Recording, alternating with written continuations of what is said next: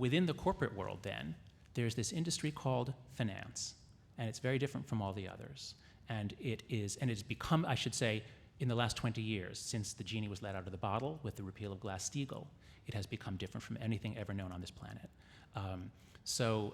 While I don't doubt your experience at the New York Times, I think the worst offenses, the worst things that are happening to us as a planet are concentrated in the fact that financial corporations were freed from regulations that would have controlled them, and they're then free. They have so much money that they're able to change the ecosystem, the legal ecosystem. They were able, I don't know the direct story on why Roberts was so predisposed towards them in the Citizens United ruling, but now that the Citizens United ruling has freed them even further.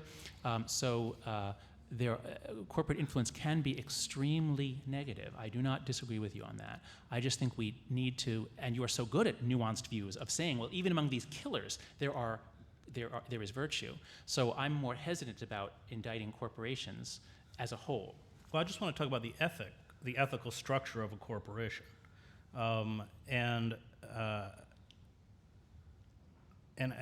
not attacking business. There are different forms of capitalism.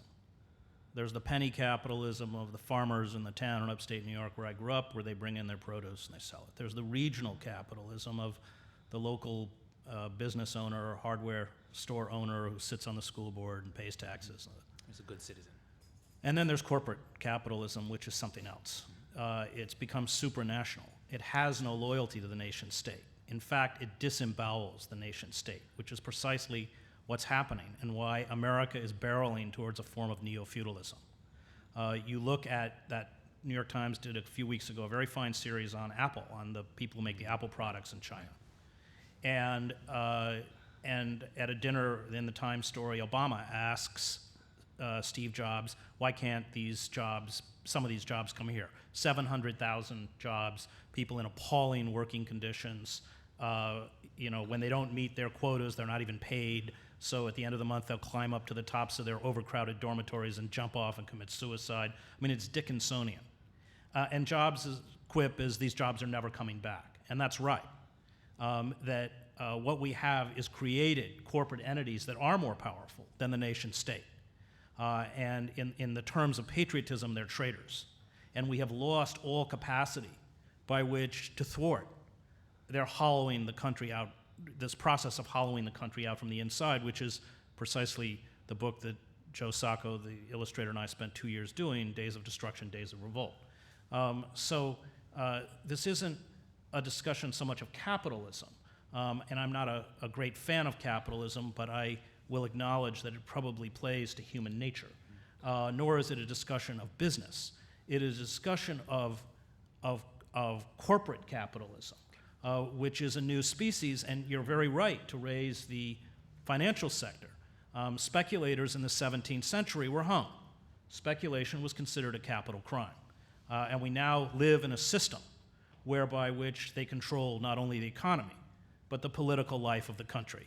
And Karl Polanyi, in his 1944 book, The Great Transformation, nailed it. It was a book on unfettered, unregulated capitalism.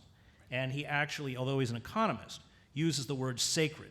He said, when a society loses the capacity for the sacred, when nothing has an intrinsic value and everything has a monetary value, when human beings become commodities and when the natural world becomes a commodity, then you exploit it without limits until exhaustion or collapse.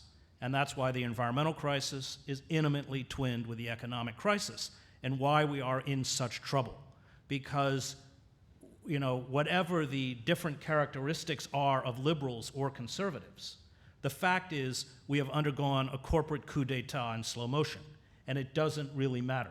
The left lies, or the liberal class, a figure like Clinton or Obama, lies as cleverly and assiduously to their base as does the right. But the engine and the superstructure of corporate power, and there was never any kind of support for the bailouts on Wall Street, remains utterly unchanged, untouchable.